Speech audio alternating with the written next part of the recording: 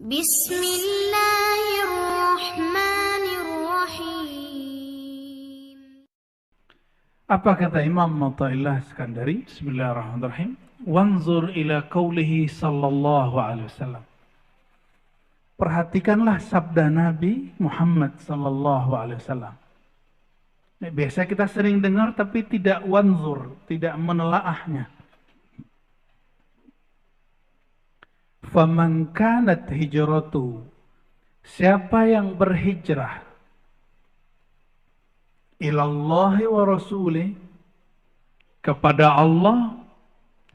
Allah itu di satu tempat atau bukan? Enggak. Karena Allah bukan benda, maka Allah tidak memerlukan tempat. Maka jika disebut berhijrah kepada Allah, itu bukan berpindah secara fisik. Maka ini disebut al-hijrah minal maddiyah, berhijrah dari sisi materi kepada sisi rohani. Berhijrah dari pahala kepada yang punya pahala. Bapak Ibu, saudara-saudariku, sampai kapan beribadahnya karena pahala? Mau sampai kapan kepada Allah berniaga, bertransaksi? Walaupun di Quran ada hal adullukum ala tijaratin. Betul ada di Quran. Tapi itu awal-awal turun. Awal-awal turun. Hadis ini mengajarkan apa? Siapa yang hijrahnya untuk Allah dan Rasul, berarti siapa yang berpindah, yang gerak hidupnya untuk Allah yang maha zahir dan maha batin, berarti dia mulai beribadah itu bukan lagi karena transaksi pahala. Seandainya tidak ada ustadz yang mengatakan sholat duha melancarkan rezeki, masih sholat duha kah? Bagaimana? Hah? Saya kurang yakin. Seandainya umroh, antara umroh dengan umroh itu ampunan dari Allah. Seandainya tidak ada hadis itu, mungkin orang-orang tidak mau umroh.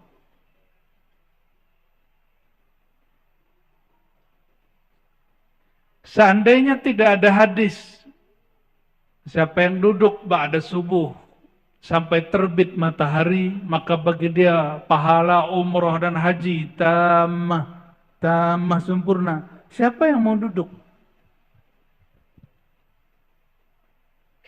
Nabi berbicara begitu kepada sahabat yang awam. Sahabat yang awam. Tapi sahabat-sahabat yang tidak awam, yang sudah mengenal Allah dengan makrifat yang dalam, mereka tidak diajarkan begitu. Jadi Nabi itu mengajari sahabat bertahap. Ada yang diberi motivasi. Akhirnya mereka beramal karena motivasi. Lama-lama mereka beramal bukan karena motivasi pahala, tapi karena Allah yang nyuruh.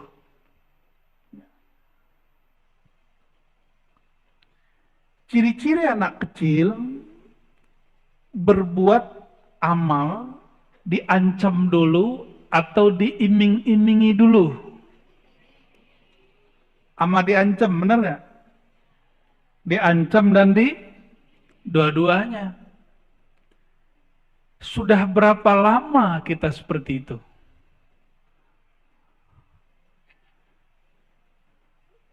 Perasaan masih muda aja kata Kiai Soleh ya. Sudah berapa lama kita beramal karena iming-imingan?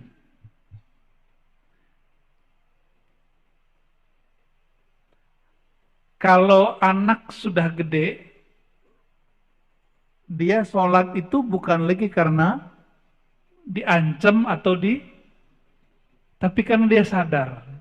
Maka anaknya disebut, kamu sudah dewasa nak. Ini yang di depan saya sudah dewasa belum rohaninya? Seandainya tidak ada ayat ala bidzikrillah tatmainnul qulub, ketahuilah hanya dengan menyebut nama Allah, kalbu menjadi tenang. Seandainya tidak ada ayat ini, mungkin orang jarang berzikir kepada Allah. Karena kita ini biasa dididik seperti pedagang sama pembeli. Jarang yang dididik menjadi orang yang tulus mencintai. Ini saya nggak nanya ke bapak-bapak, ibu-ibu seneng nggak dicintai tulus? Apalagi umur udah nambah gini ya nggak?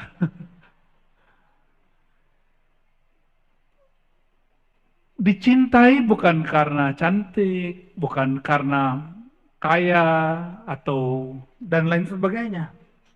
Kan begitu maunya, benar nggak? Itu Bapak Ibu, ini ibu-ibu saya kabarin. Itu sebenarnya sifat Allah yang Allah sedikit percikkan kepada ibu-ibu. Allah itu ingin beri pelajaran. Wahai hamba-hambaku, ini yang disebut sifatul jamal, sifat keindahan atau sifat feminim. Allah itu tidak feminim, tapi disebut jamal. Apa arti jamal? Cantik, indah. Kalau saya sebut indah, cantik, itu sebutan untuk cowok atau cewek? Ada nggak cowok cantik? Begini tangannya nggak jatuh.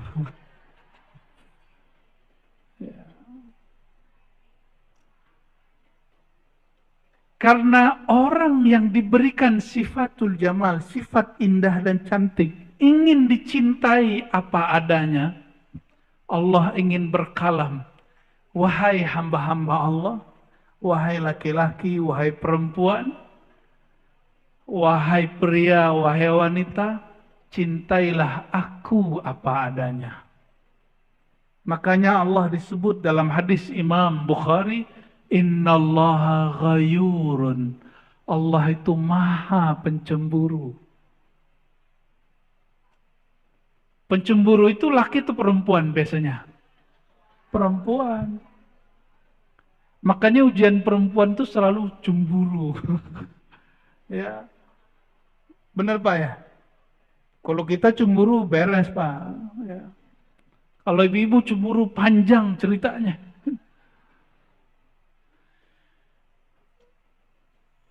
Tapi bukan berarti Allah perempuan. Tapi sifat perempuan itu percikan dari sifat Allah Subhanahu wa ta'ala. Berat nggak ngaji ini?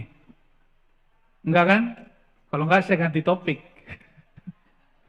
Saya rasa temanya biasa. Hal yang biasa, tapi kita bawa ke ranah yang luar biasa. Insya Allah. Kan hijrah. Ya. Kajian kita juga mesti hijrah. Kajian kita juga mesti hijrah. Ya.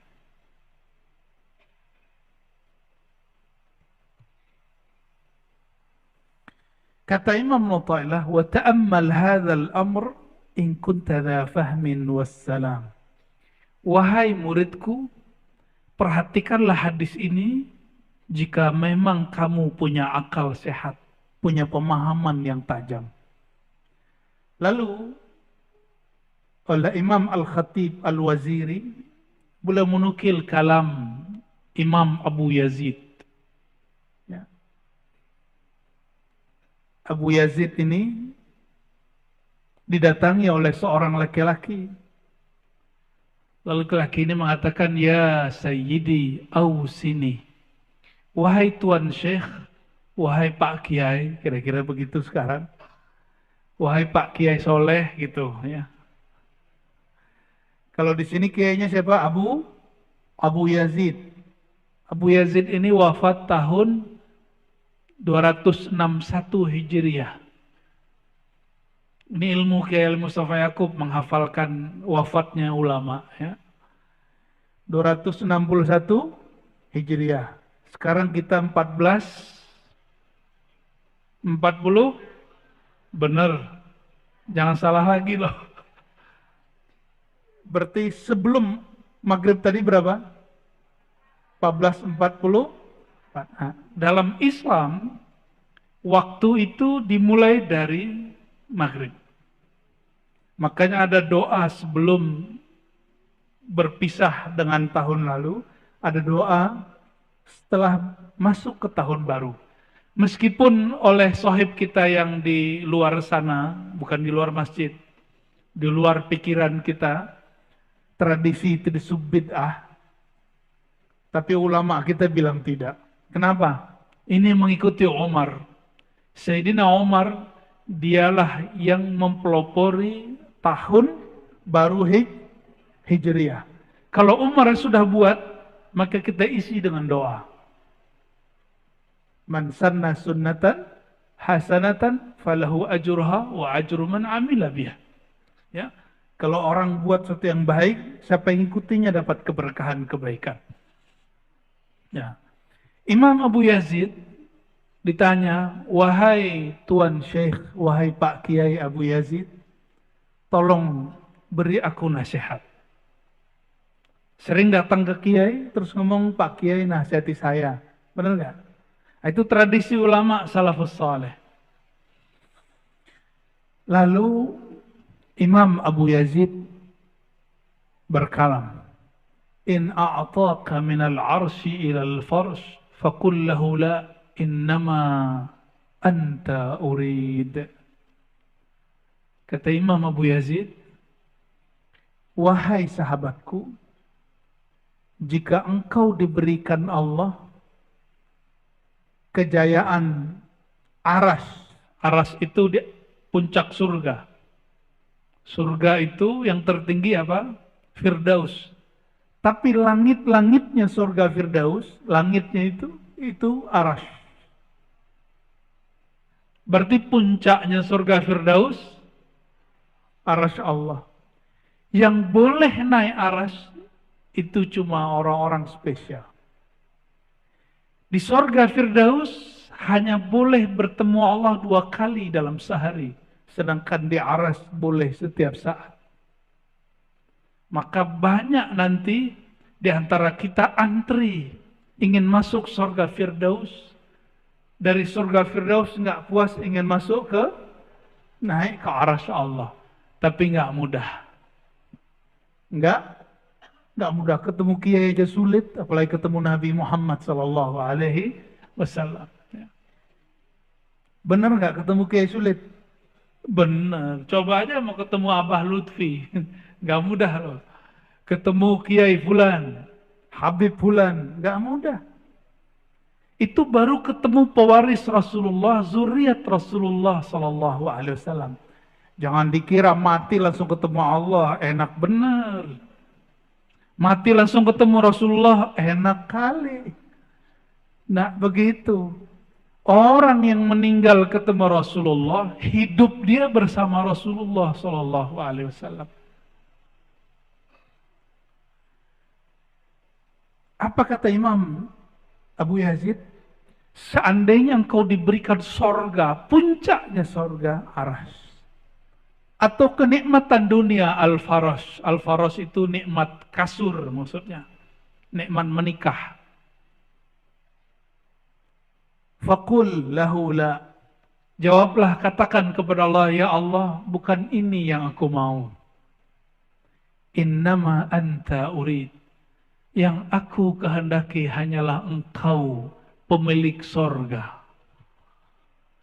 Ini namanya hijrah. Ini hijrah versi Imam Abu Yazid, Imam Salafus Saleh. Hari ini banyak yang berbicara salaf.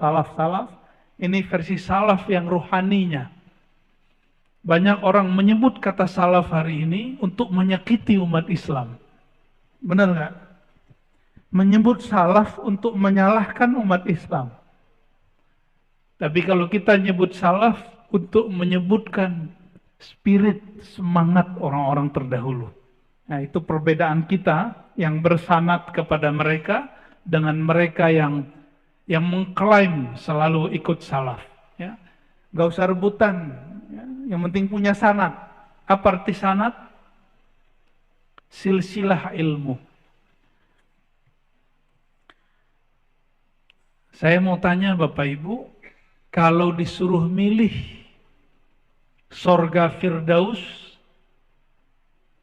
atau sholat 2 rakaat, pilih mana? Bingung kan? Pilih mana Pak? Ayo Mas, Bang. Sholat 2 rakaat atau surga Firdaus? Beneran, belum tentu diterima loh. Sholat gaya bener. Kayak udah diterima aja sholatnya. Enggak apa-apa. Apa alasannya kalau sholat? Apa? Berzikir. Zikir belum tentu ketemu. Apa? Ikhlas. Beneran sholatnya ikhlas. Jangan-jangan sholatnya pengen rezekinya lancar.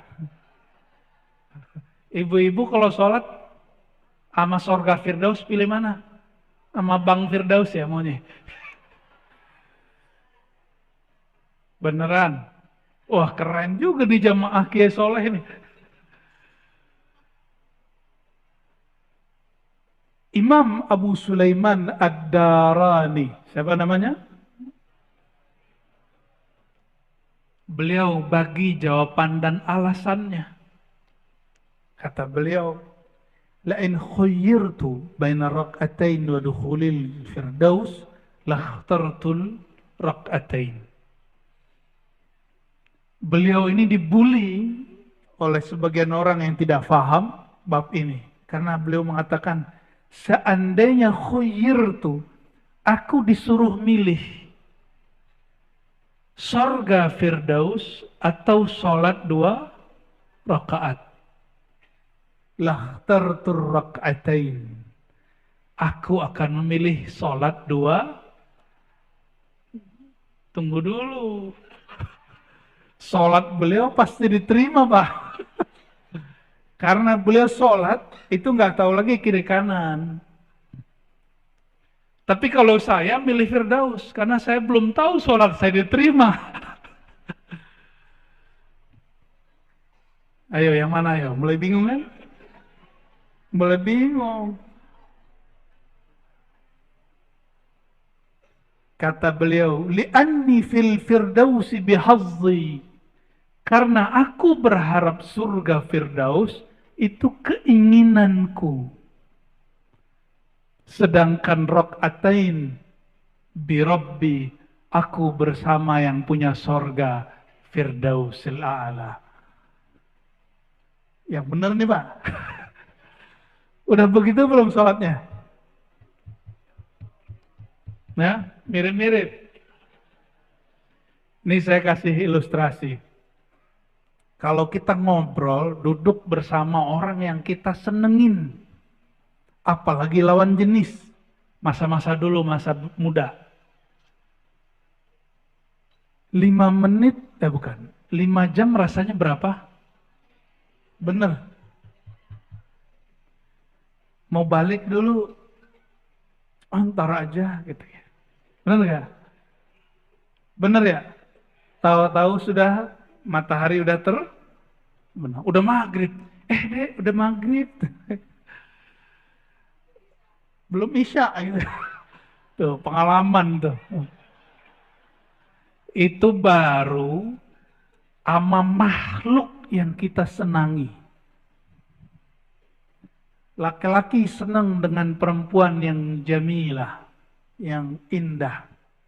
Wajahnya, budi pekertinya. Perempuan senang dengan laki-laki yang nyaman diajak ngobrol.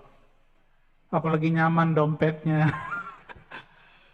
Allahumma sholli ala sayyidina Muhammad. Bener ya?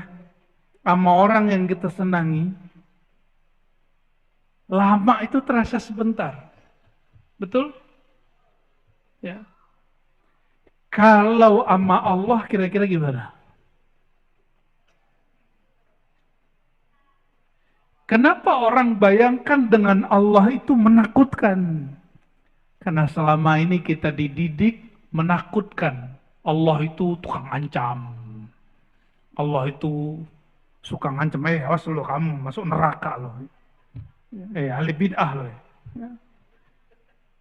Makanya kajian-kajian begitu tuh rame. Kenapa? Karena dari kecil sudah dididik mengancam.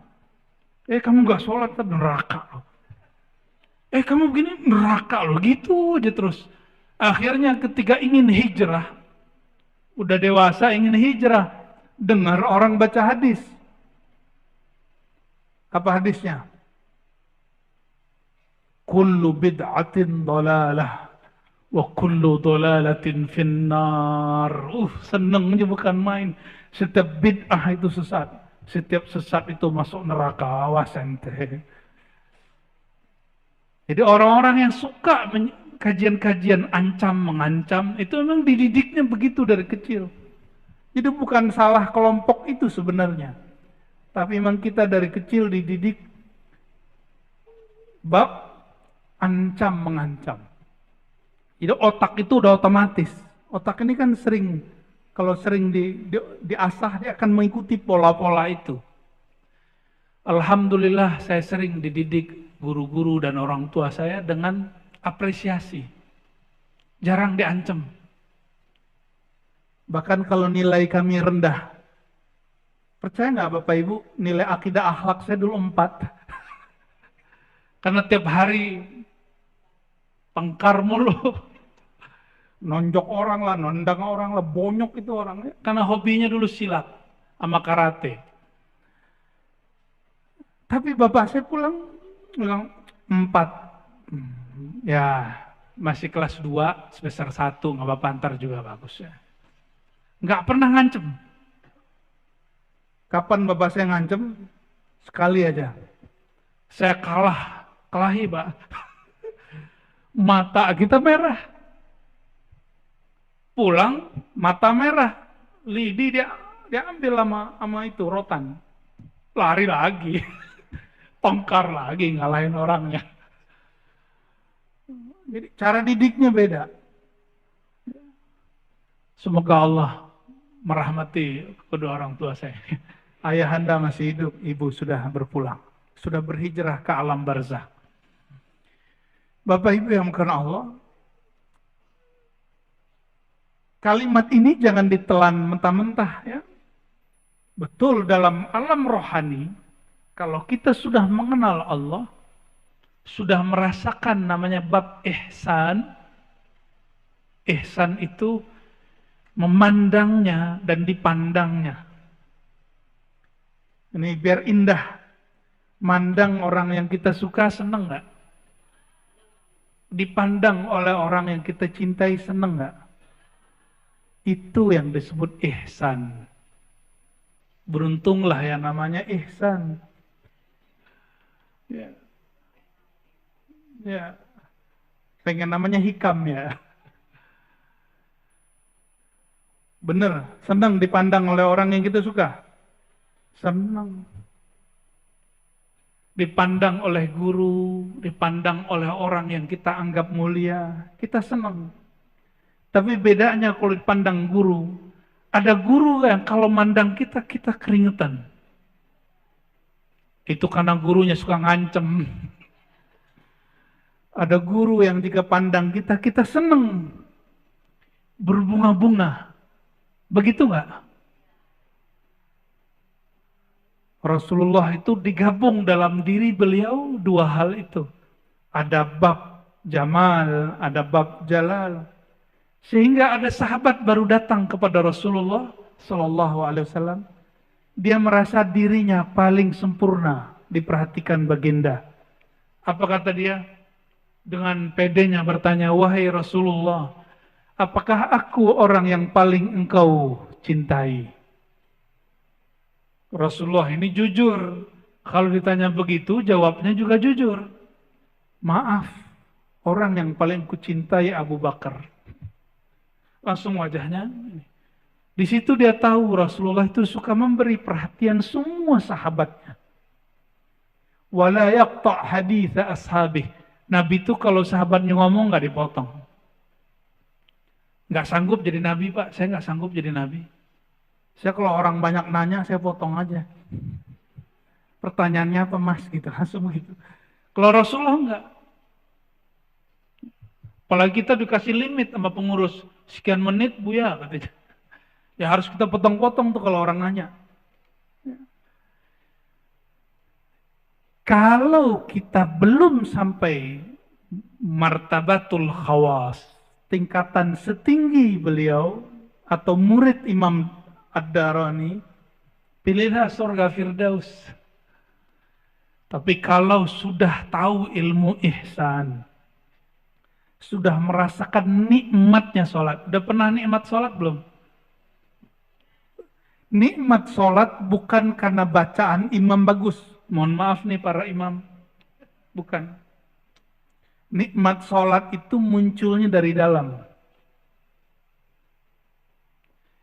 Makanan enak di depan. Hati lagi nggak enak. Makannya enak nggak? Paham? Sorga di dunia itu namanya sholat. Hidangan terindah di alam semesta itu namanya sholat. Apabila seseorang hatinya tidak nyaman, maka dia tidak akan mampu menikmati sholat. Oleh karenanya Bapak Ibu, sebelum sholat handphone matikan. Ya, sebelum sholat. Duduk berdiri, kalau perlu sholat dulu 2 rakaat. Itu namanya conditioning. Jadi Rasulullah SAW mengajarkan conditioning. Selevel Nabi, conditioning mau zuhur 4 rakaat. Umatnya Nabi berapa rakaat? Beneran. 4 paling cuma 1-2 orang ya. Mulai ngamalin, mulai besok. Sunnah sebelum sholat zuhur. Jadi kita udah azan, kita sholat berapa rakaat? 2 rakaat plus 2 rakaat. Itu cara apa? Mengkondisikan hati. Itu rahasianya. Selevel baginda Rasulullah SAW, beliau mengkondisikan kalbunya sebelum sholat zuhur 4 rakaat. Masa kita tidak? Khusus maghrib karena beliau kadang sholat 2 rakaat setelah azan, kadang tidak. Bahkan di riwayat itu disebutkan siapa yang mau sholat, yang tidak, nggak apa-apa. Maka sahabat Nabi, sebelum terbenam matahari, mereka sudah duduk di masjid. Ya, kalau kita mungkin duduk di musola, di surau, di langgar, duduk di tempat kita mau sholat, persiapan kolbu. Orang mau ujian aja persiapan, kenapa dia mau sholat dia tidak persiapan? Mulai mau hijrah sholatnya, maka sebelum sholat persiapkan dirinya bertemu Allah Subhanahu wa ta'ala. Allah yang dipandang apa? Baju yang bagus? Enggak. Yang dipandang Allah apa? Kolbu. Maka yang dipersiapkan kolbu. Tapi kolbu ini dia terpengaruh oleh yang zahir. Ya, terpengaruh oleh handphone, oleh mata menonton, oleh gosip, oleh pikiran. Kondisikan kolbu sebelum sholat. Ya. Rasulullah itu makomnya sudah sampai, sholat itu rehat. Kalau kita rehat dulu baru sholat, beda. Makanya saya nggak yakin kalau tadi jawabnya, saya pilih sholat Ustaz. Nah, kurang yakin saya. Belagu benar. Bapak Ibu yang mengasihi Allah. Waqala Imam Abu Bakar Ash-Shibli quddasallahu sirrahu. Imam Junaid, pernah dengar Junaid? Junaid al-Baghdadi, Imam Salafus Soleh, beliau yang mengajarkan tasawuf. Jadi kalau ada orang ngomong hari ini, tidak ada tasawuf di masa dahulu, di masa Salafus Soleh, dia berbohong atas ulama salafus saleh. Imam tadi yang saya sebut Darani, Imam Junaid, dan yang pertama kita sebut Abu Yazid, semuanya imam salafus saleh. Dan semuanya imam sufi. Jadi sufi bukan dari Buddha, bukan dari Hindu, apalagi dari Yahudi. Ya. Masa ada ustadz bilang ini dari Shaolin? Ya, kalau nggak belajar sejarah, nggak ngaji hadis namanya hadis musalsal, ente ngaji, jangan cocok logi. Ya, dalam kajian ilmu hadis ada namanya al-musalsal bisubhah. Hadis menerima tasbih dari guru. Lalu tasbihnya dari mana? Dari murid Sayyidina Ali dan murid Sayyidina Abu Hurairah, namanya Al-Hasan Al-Basri. Siapa namanya? Beliau yang pertama kali pakai tasbih. Tasbih dalam pengertian seperti ini. Tapi tasbih yang umum jumlahnya 2000. Pertama kali Abu Hurairah. Sedangkan tasbih yang tidak diikat yang pertama kali istri Rasulullah itu Juwairiyah dan Safiyah. Apa kata mereka yang tidak sepakat pakai tasbih? Kamu pilih Rasul atau sahabat? Itu namanya GOBLOK. Jangan dibaca. Sahabat itu ikut Rasulullah. Jangan kemudian kasih pilihan ikut Rasul, ikut sahabat. Ikut sahabat itu ikut Rasulullah Sallallahu Alaihi Wasallam. Betapa mereka menghina sahabat-sahabat Rasulullah Sallallahu Alaihi Wasallam dengan mengatakan ente ikut Nabi, ente ikut sahabat. Itu kalimat yang tidak pantas dikalamkan oleh seorang yang mengaku ahlus sunnah wal jamaah. Ya. Kita nggak boleh menghina sahabat sama sekali. Itu penghinaan luar biasa. Itu lebih parah dari Syiah. Syiah Rafidah menghina sahabat, tapi nggak sempat ngomong begitu. Nggak ada mereka ngomong ente pilih sahabat atau pilih Rasulullah SAW. Ini Jumatan di sini azannya berapa kali, Kiai? Oh, keren ya. Ikut sahabat Sayyidina Utsman, hadis Sahih Bukhari Muslim. Bukan berarti ente ikut Utsman atau ikut Rasulullah. Jangan begitu nanyanya. Su'ul adab sama Sayyidina Utsman. Ya. Jadi panas. Kayaknya masjid ini masih panas bagian itu. Imam Shibli, imam yang hidup separuh hidupnya lebih di zaman salafus saleh, tapi wafatnya setelah itu. Imam Shibli wafatnya 334 Hijriah, semasa dengan Imam Abul Hasan Al-Asy'ari dan Abu Mansur Al-Maturidi. Itu imam apa tuh? Imam Asy'ari itu yang ngajarin sifat 20. Allah wujud, idam baqa mukhalafatuhu lil hawadisi. Masih belajar gitu nggak di Sunda Kelapa? Lah harus ada yang ngaji gitu. Lanjutannya Asmaul Husna. Lanjutan belajar sifat Allah, belajar apa? Al-Asmaul Husna. Itulah inti daripada al-iman dan al-ihsan. Kalau kita rutin nanti kita ngaji itu aja ya. Insya Allah. Udah senang duluan. Imam Shibli mengatakan ihdar makrahu walau fi qawlihi kulu washrabu. Hati-hatilah engkau, wahai tuan, wahai laki-laki ataupun perempuan, dalam segala hal, meskipun dalam hal makan dan minum, kulu washrabu. Apa maksud beliau berkalam begitu? Hati-hati walaupun dalam makan. Kalau orang awam, nah mau sampai kapan kita jadi orang awam? Itu hanya hati-hati di awal makan dan dia akhir makan. Awal makan baca bismillah, akhir makan alhamdulillah. Tapi kata Imam Shibli, kalau engkau mau hijrah, hati-hati di saat makan. Hal anta ta'kul ma'ahu amla?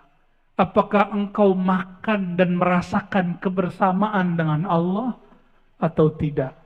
Apakah saat engkau makan, engkau berpikir, nasikah yang mengenyangkan? Kalau orang berpikir nasi yang mengenyangkan, disitulah tumbuh sifat tamak. Jadi kapan orang tamak? Kalau dia meyakini nasi yang mengenyangkan. Kapan orang mulai korupsi? Jika dia mengira duitlah yang membahagiakan. Sama itu. Jadi kalau megang duit, hati-hati. Megang duit, apalagi megang orang yang megang duit. Kata Imam Al-Waziri, "Li'anna zahir at-ta'am wasyarab in'amun wa batinuhu ikhtibarun." Karena orang makan itu zahirnya nikmat, tapi pada hakikatnya, batinnya, Allah sedang menguji dia. Dia sedang makan, dia berpikir siapakah yang mengenyangkan. Dia sedang minum obat, dia berpikir siapakah yang menyembuhkan. Gimana kira-kira? Yang sering kita lupa ya. Maka mulai malam ini Bapak Ibu, mulai malam ini, hijrah makan bagaimana?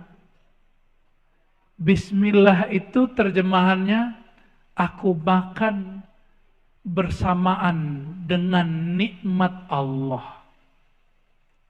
Bi-nya di situ berarti ma'a. Apa arti bi di situ? Ma'a. Ma'a berarti bersama. Aku makan dengan pemberian Allah. Kalau sudah begitu udah makan suka-suka. Karena setiap makan yang dirasakan Allah Subhanahu wa ta'ala. Udah begitu belum? Jadi kapan makan kita jadi ibadah? Kalau makannya bersama Allah Subhanahu.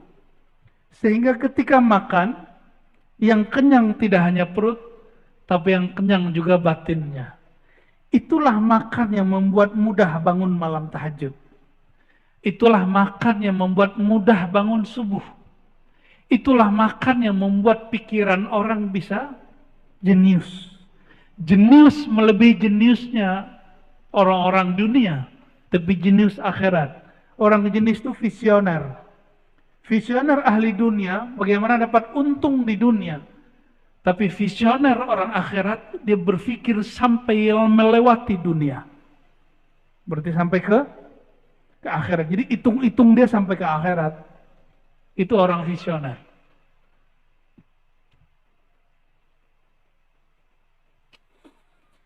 Nah, perhatikan di situ. Makannya karena berpikir nasilah yang mengenyangkan, airlah yang menyegarkan. Maka coba lihat, ada orang minum, gimana cara orang yang lupa kepada Allah minum? Satu nafas. Minum begitu hanya boleh minum air zam-zam, tapi tegukan yang ketiga kali. Kalau hamba Allah minum enggak? Hamba Allah minum dikit-dikit ya. Saya izin minum dulu ya. Bismillah. Nah, dikit-dikit seperti itu.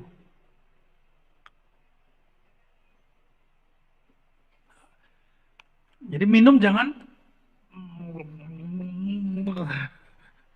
itu minumnya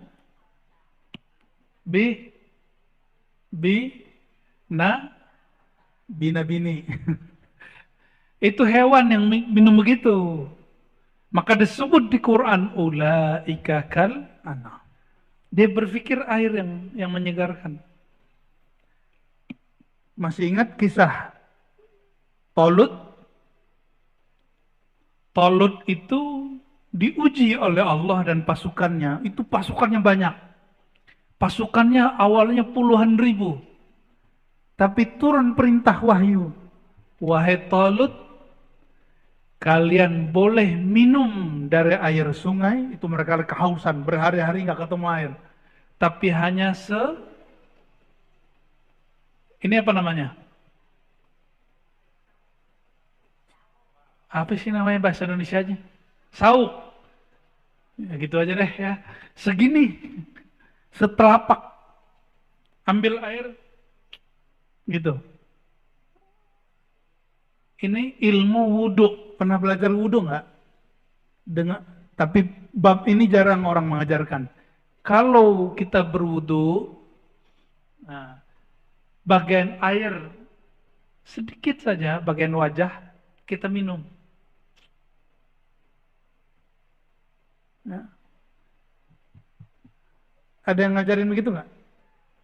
Bid'ah nggak nih? Ya.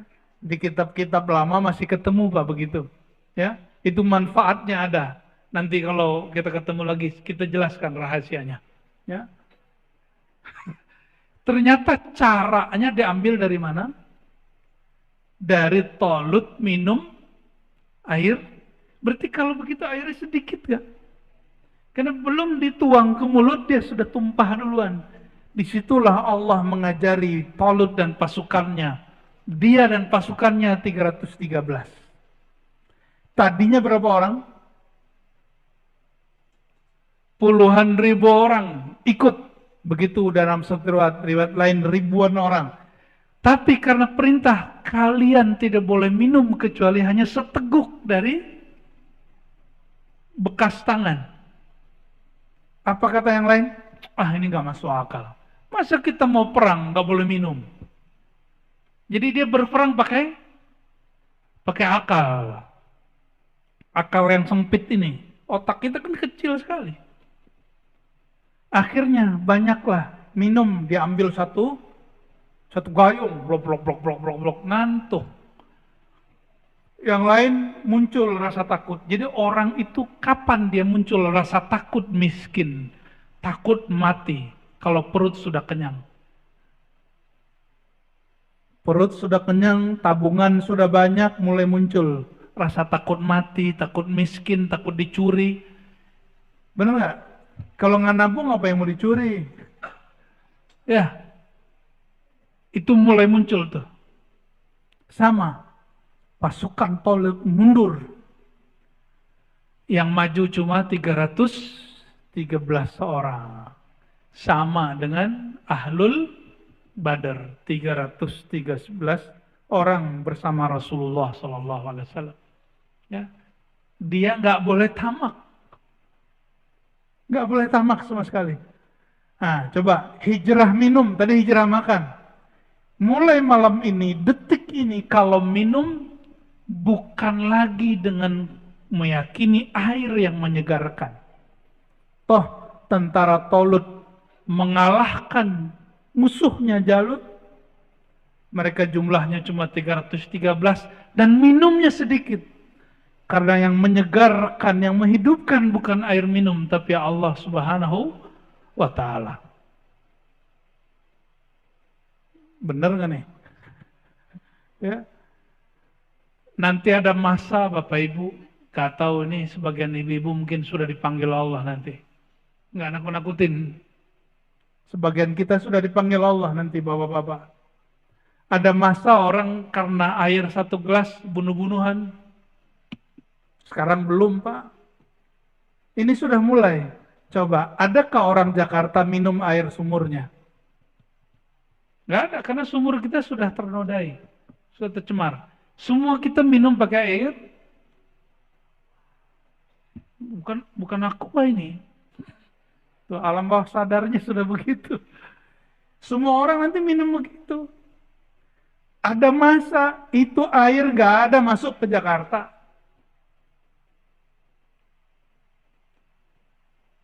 Berebut Pak minum ini, bunuh-bunuhan minum ini. Di semua negeri, dimanapun. Itu fitnah akhir zaman, saya nggak nakut-nakutin.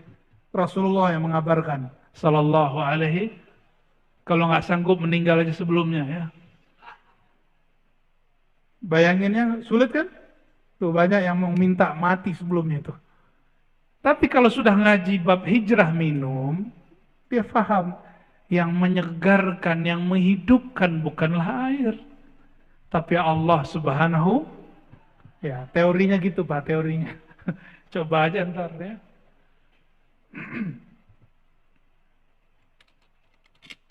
Terakhir ya, ketika disebut al-muhajiru man hajara, man al-mujahidu man hajara. Ada yang hafal nggak? Ada al-mujahidu man jahada hawa, ya. Al-muhajiru man hajara mimma nahahullah. Itu riwayatnya. Orang yang jihad itu yang berjihad melawan hawa nafsunya. Hadis ini sahih, ada di Bukhari. Dan orang yang hijrah itu al-muhajiru, orang yang hijrah itu orang yang hijrah dari sesuatu yang Allah tidak suka. Allah tidak suka ketika kita minum airlah yang kita etikatkan itu yang menyegarkan. Mulai sederhana, mulai hidup hari ini. Nah, bukan nasi yang menyegarkan, bukan nasi yang bikin kenyang. Ya. Kira-kira orang Indonesia kalau umroh haji nggak ketemu nasi, ngamuk ya? Oh ngamuk. Udah nyampe di Mekah, itu nggak ketemu nasi masih ngamuk Pak. Ternyata Tuhannya, padahal makan apa aja di depan. Apa yang depan, yang dihidangkan makan aja. Tapi kita alam bawah sadar ngomong ini, saya kalau nggak makan nasi, saya nggak makan. Itu nyiksa diri namanya. Kenapa kita buat kaidah begitu? Karena belum hijrah. Maka siapa yang ditakdirkan Allah minggu depan, besok, bulan depan umroh, tahun depan haji, coba mulai latihan kurangi makan nasi. Saya nyaksiin sahabat saya kalau nggak makan nasi, merotos. Nasi. Serius. Pusing dia kalau nggak ketemu nasi. Seperti suami pusing nggak ketemu istri. Emang betul pusing? Kayaknya bapak-bapak ini nggak pusing. Yang pusing ibu-ibu. Bapak ibu yang makan Allah. Ketika Nabi SAW keluar dari Mekah, beliau ternyata keluar itu prosesnya sudah panjang. Kebetulan saya kemarin nginep di hotel yang dekat Mina. Sekitar 500 meter dari hotel kami, itu ada satu masjid namanya Masjid Al-Bay'ah. Apa nama masjidnya? Masjid Bayat. Di situ dulu orang-orang Ansor berbaiat kepada Rasulullah SAW. Ya, ada yang sudah melewati itu. Ya, Masjid Bayat itu tidak dibolehkan oleh pemerintah Saudi untuk dikunjungi. Saya nggak tahu kenapa. Ya, dipagar Pak sekarang. Masjid Bayat itu jaraknya dari Masjidil Haram agak lumayan jauh. Ketika musim haji, orang-orang Madinah datang ke Mekah. Setiap kali ada orang datang ke Mekah, Rasulullah SAW bersama Abu Bakar dan sahabat yang lain, cuma beberapa sahabat itu nyapa, kalian dari Yathrib? Iya, kami dari Yathrib. Diajak, dikasih makan, minum, diajak ngobrol tentang bicara agama. Sampai kemudian pembicaraan mereka mengenai menyembah Allah, ya, akhlak yang baik, dan segala macam. Lalu tertariklah waktu itu 6 orang. Ada 6 orang yang tertarik untuk mendengarkan kalam Nabi Muhammad SAW. 6 orang ini kemudian berbaiat kepada Nabi Muhammad SAW. Ini belum di masjid, belum di Baiatur Ridwan, belum, masih panjang.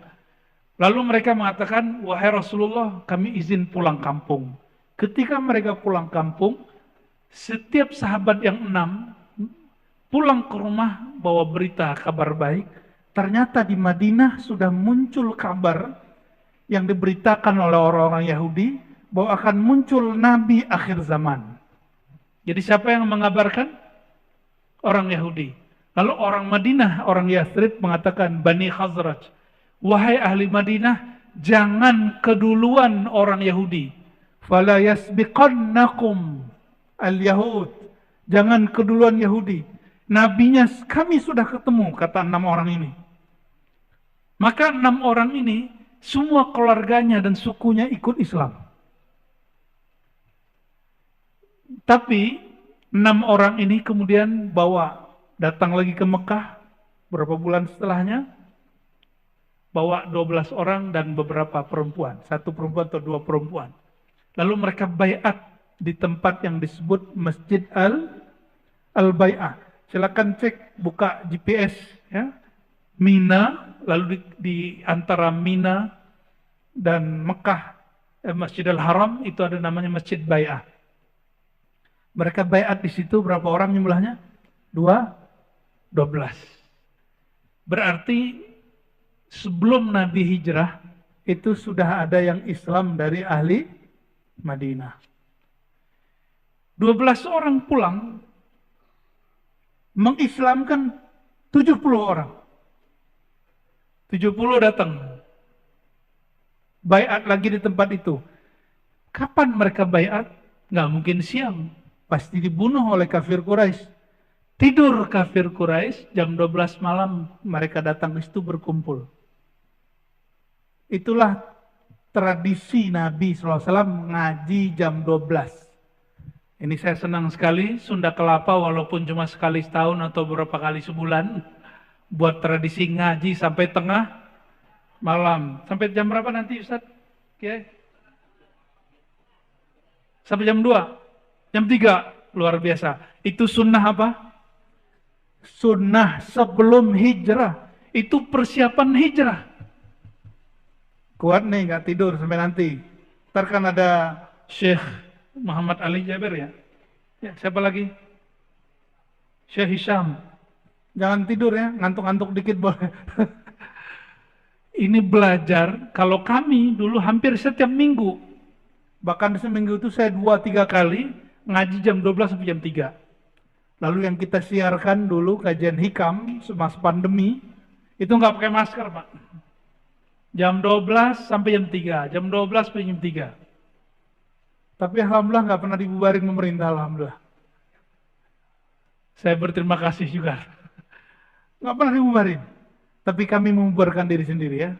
Karena pandemi selesai kita bubarkan. Ya. Pandemi bubar, kita bubar. Kembali ke masjid-masjid. Lalu 70 orang pulang. Mereka pulang, semua orang di Madinah masuk Islam. Jadi Nabi sebelum hijrah itu persiapannya nggak sembarangan. Dan ingat, Nabi hijrah tanpa perang. Justru beliau yang diperangi. Maka siapa yang hari ini gerakan hijrah, lalu ngebom, lalu menyakiti orang-orang yang sudah bersyahadat, mereka telah mengkhianati perjuangan hijrah Nabi Muhammad Sallallahu Alaihi Wasallam. Maka saya menghimbau siapapun yang terpengaruh oleh pemahaman ngebom, ya, bom masjid, bom pengajian maulid, bom orang-orang begini, tolong kembali ke jalan Rasulullah Sallallahu Alaihi Wasallam. Ya. Rasulullah nggak begitu. Rasulullah bisa ngalah-ngalah. Ya. Maka kemudian ketika Nabi keluar, Nabi keluar itu dengan siapa? Sayyidina Abu Bakar As-Siddiq. Nah, bagian ini yang pas sebagai penutup, ya. Sayyidina Abu Bakar As-Siddiq ketika keluar dari rumahnya, itu jalan, itu dikejar-kejar. Bayangin kita dikejar-kejar orang, itu orang bawa panas. Begitu. Akhirnya Rasulullah SAW Dan Sayyidina Abu Bakar Siddiq berhentinya di mana? Di bukit Sur, lalu naik ke atas. Kata Sayyidina Abu Bakar, ya Rasulullah, seandainya mereka melihat ke bawah, pasti kita terlihat. Apa jawaban baginda Rasulullah SAW? Wahai Abu Bakar, apa pendapatmu, pandanganmu, jika kita berdua, yang ketiganya Allah, kira-kira gimana? Langsung Abu Bakar yang tadinya gelisah, tenang. Lalu Abu Bakar dilihat Nabi nangis. Jadi setiap kali ada yang ngejar, Abu Bakar nangis. Ketika nangis, Nabi tanya, wah Nabi kaya Abu Bakar. Wahai Abu Bakar, kenapa yang kau nangis? Engkau nangis karena berjuang susah. Coba lihat, ini spirit Abu Bakar. Mesti kita ambil. Kata beliau, ma baqaitu ala nafsi ya Rasulullah. Wahai baginda, aku tidak menangisi susahnya diriku. Tapi aku menangisi orang semulia engkau. Kenapa harus bersusah-susah begini? Kenapa harus diusir seperti ini? Kalau aku diusir, aku dibunuh, tidak masalah. Tapi jika engkau yang diusir, ini masalah bagiku. Lihat Abu Bakar As-Siddiq. Maka ketika beliau keluar, turun dari Jabal Sur, itu ada orang yang ngejar terus. Setiap kali mau dapat, Rasulullah angkat tangan, doa. Jadi Abu Bakar udah nangis. Rasulullah kata, ya Allah, selamatkan kami. Setiap kali mau dapat, orang itu terpental. Dan terakhir dia jatuh. Ketika jatuh, Rasulullah berhenti. Ternyata orang ini kemudian mengatakan, wahai baginda, ambillah semua hartaku, aku akan jaga engkau. Dia mulai percaya, Nabi angkat tangan baru dia jatuh. Oh berarti ini betul Rasulullah nih. Ambil semua barangku, lalu pergilah engkau, saya akan kecoh kafir Quraisy. Padahal tadi dia orang yang ingin ikut sayembara, bunuh Muhammad, maka dia jadi orang kaya. Jadi tidak semua orang jahat itu berhati jahat. Nah ini kaidah juga. Ya, tidak semua pemaksiat itu hatinya kotor. Tidak semua orang yang diklaim hari ini pemaksiat pendosa, itu orang-orang yang hatinya berdosa. Mungkin hatinya sedang mencari. Apa kata dia, wahai Rasulullah, engkau berangkat ambil barangku, aku siap pasang badan. Apa jawaban Nabi? Ternyata Nabi SAW tidak mata duitan. Kata beliau, barangmu, asetmu, aku tidak perlu. Jaga dirimu sendiri. Nabi berangkat. Nabi cuma ingin memastikan orang ini bagaimana. Maka Nabi jalan. Sampai Nabi di suatu perkemahan, kemahnya lusuh. Ada peternakan di situ. Yang punya perkemahan perempuan, namanya Ummu Ma'bad. Siapa namanya? Ini yang cerita suaminya, Abu Ma'bad. Hadis ini sahih oleh Imam Tirmizi dan imam-imam yang lain. Kata Ummu Ma'bad, kata Abu Ma'bad, suatu kali saya terheran melihat istriku punya susu banyak sekali, punya susu kambing. Padahal kami lagi paceklik. Lalu aku bertanya, wahai istriku Ummu Ma'bad, apa yang terjadi padamu? Kata Ummu Ma'bad, barusan ada orang aneh, tapi wajahnya cerah. Saya mengatakan kambingku tidak ada yang bunting. Tapi dia mengatakan, itu ada kambing satu yang lusuh, tolong bawa sini. Lalu aku ngambil. Aku ambil itu kambing, domba, lalu Rasulullah urut-urut, disayang-sayang. Ada nggak yang punya kucing-kucingnya diurut-urut? Beneran. Ya, punya kambing nggak berani ya.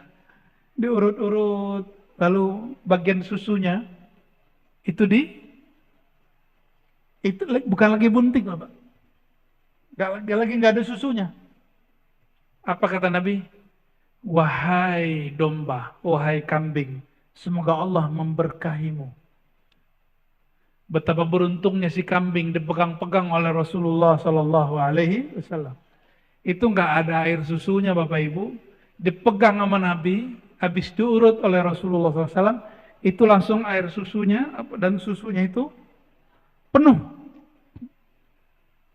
Nabi kemudian pencet, keluar. Ambil wadah penuh, ambil lagi yang baru, ambil lagi yang baru. Bingung mau apa? Ini orang makhluk apa ini? Dia bingung. Rasulullah SAW ternyata ada yang ikut ngawal beberapa orang. Setelah itu bertiga beliau. Kemudian ambil. Nah ini akhlak baginda Rasulullah SAW. Ambil. Lalu beliau sodorkan ke 3 orang itu. 1, 2, 3. Dan ke Ummu Abad. Yang lain minum. Fasyaribtu kata Abu Bakar. Hatta rawitu. Aku minum sehingga aku puas. Aku minum sehingga aku puas. Lalu kami bertanya, wahai baginda, kapan engkau minum? Jawaban beliau, orang yang memimpin kelompok dia adalah pelayannya. Maka aku terakhir minum. Dan minum semua, baru beliau minum. Sallallahu alaihi wasallam. Sampai detik itu, Ummu Ma'bad belum tahu bahwa yang memeras susu itu siapa? Rasulullah sallallahu alaihi wasallam. Maka dia orang paling berani mandang Rasulullah, dilihat dari ujung rambut sampai ujung kaki. Sedangkan Sayyidina Abu Bakar As-Siddiq tidak pernah berani menatap baginda Rasulullah SAW. Yang berani siapa? Emak-emak. Ya, ini hadis emak-emak. Ummu itu kan emak. Emak Ma'bad. Anak dia namanya Ma'bad. Selesai semua, Rasulullah cuma ambil sedikit, minum, udah beliau jalan. Saya mau nanya Bapak Ibu, kira-kira itu air susu turunnya dari mana? Keluarnya dari mana? Memang Allah punya peternakan susu, punya pabrik susu. Apa jawabannya? Yang megang kunci surga siapa? Rasulullah SAW. Benar? Ya. Di surga ada nahrun, ada sungai disebut min laban yang mengalir di dalamnya air susu. Kalau Rasulullah mau ambil boleh nggak? Boleh. Maka itu keluarnya apa? Itu sebenarnya bukan air susu biasa, itu air susu surgawi. Itulah air susu paling mulia yang pernah keluar. Air susu surga yang Allah keluarkan. Sebagaimana air Zam-Zam dan air-air yang mulia yang keluar di tangan beliau. Nggak ada selang di tangan Nabi, tapi keluar air. Kira-kira seperti itu. Bapak Ibu yang bukan Allah, Nabi SAW pergi, datang Abu Ma'bad. Tanya, ini susu dari mana? Wajahmu cerah dari mana? Kenapa? Jawaban Ummu Ma'bad, barusan ada orang, wajahnya sumringah, wajahnya teduh. Matanya Masya Allah seperti habaib-habaib yang kita lihat hari ini. Yang habaib yang sahih ya. Bukan habaib yang tidak sahih. Insya Allah kita hormat kepada semua habaib. Jangan ikut terpedaya dengan isu-isu hari ini. Mereka yang kemudian membenci sebagian zuriat Nabi Muhammad Sallallahu Alaihi Wasallam. Ini awal fitnah akhir zaman. Karena Al-Mahdi keturunan Fatimah. Maka cara supaya fitnah akhir zaman ini bekerja, orang mulai membangkitkan ajaran, jangan percaya habaib. Ya. Yang habaib nggak usah GR dulu, pantaskan aja dirinya. Ya. Kami memantaskan diri kami menjadi pejuang akhir zaman, insya Allah. Ya. Persis seperti wajah, kalau kata Habib Umar, jika kamu mau lihat wajah Rasulullah, lihatlah wajah muridku, Al-Habib Ali Al-Jufri. Senyumnya, sumringahnya. Wajah siapa? Al-Habib Ali Al-Jufri. Silakan lihat wajah beliau. Kira-kira rada-rada mirip begitu. Ya? Sallallahu alaihi wasallam. Lalu Ummu Ma'bad menceritakan tentang Nabi dari awal sampai akhir. Oleh karena itu, kalau belajar sirah Nabawiyah, yang berani menceritakan tentang wajah Nabi hanyalah Ummu Ma'bad, Sayyidina Ali, Husain dan keluarga Ahlul Bait. Selebihnya Abu Bakar tidak berani, Umar tidak berani, Utsman apalagi. Kenapa? Sahabat-sahabat ini tidak berani menatap baginda Rasulullah Sallallahu Alaihi Wasallam. Bapak Ibu yang karena Allah, semoga nur baginda Rasulullah mengalir pada kita, mulai hijrah dari motivasi pahala kepada motivasi yang memberi pahala. Dari hanya sekedar berharap surga, takut neraka, kepada yang punya surga, yang punya neraka. Dari makan minum meyakini makan minum itulah yang menyegarkan, kemudian meyakini bahwa Allah lah yang menyegarkan.